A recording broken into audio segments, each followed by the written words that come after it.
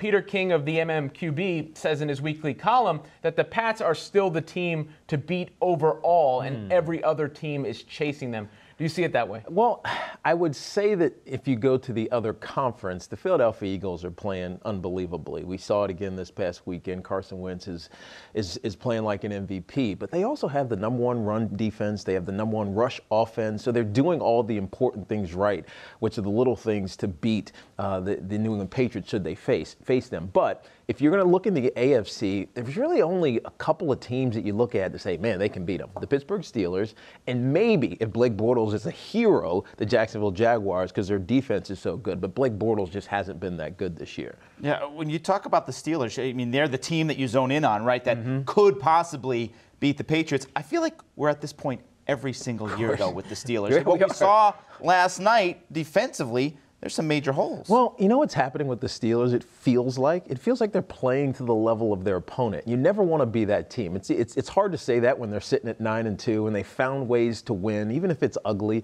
Most of the games that they've been in, you hear Mike Tomlin talking about looking forward. You hear this team under Ben Roethlisberger looking like a roller coaster. Sometime you had the Martavis Bryant stuff earlier in the year.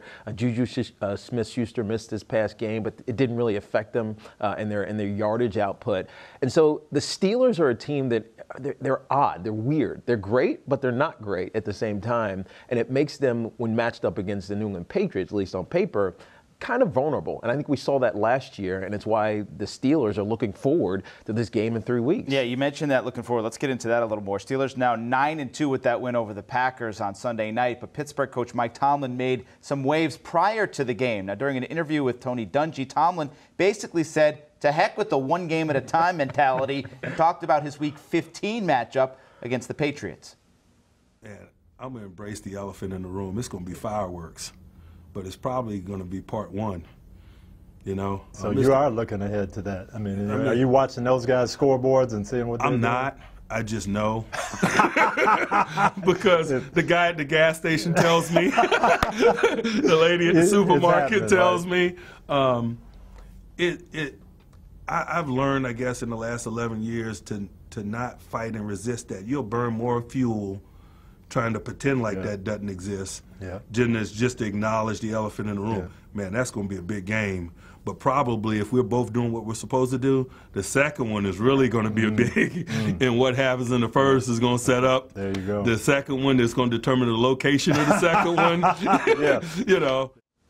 Tiki, Bengals and Ravens come before the Patriots on the Steelers schedule. What do you think of Tomlin being pretty frank here and saying, I am looking ahead? Look, the Bengals and the Ravens are two division games. They know them well. I think I'm okay with this only because of what happened in the earlier games against the Ravens and the Bengals. They handled the Ravens earlier in the season. I think they beat them by 20 points or so. And then against the Cincinnati Bengals, the first time they played, I think Cincinnati had less than 200 yards of total offense. And so in their mind, they have their game plan figured out for these two division opponents. And ever since last season in the AFC Championship game, when the Pittsburgh Steelers got beat up by the New England Patriots because the secondary was so young and inexperienced, this has been on their radar from last season. And so they're gearing up for it.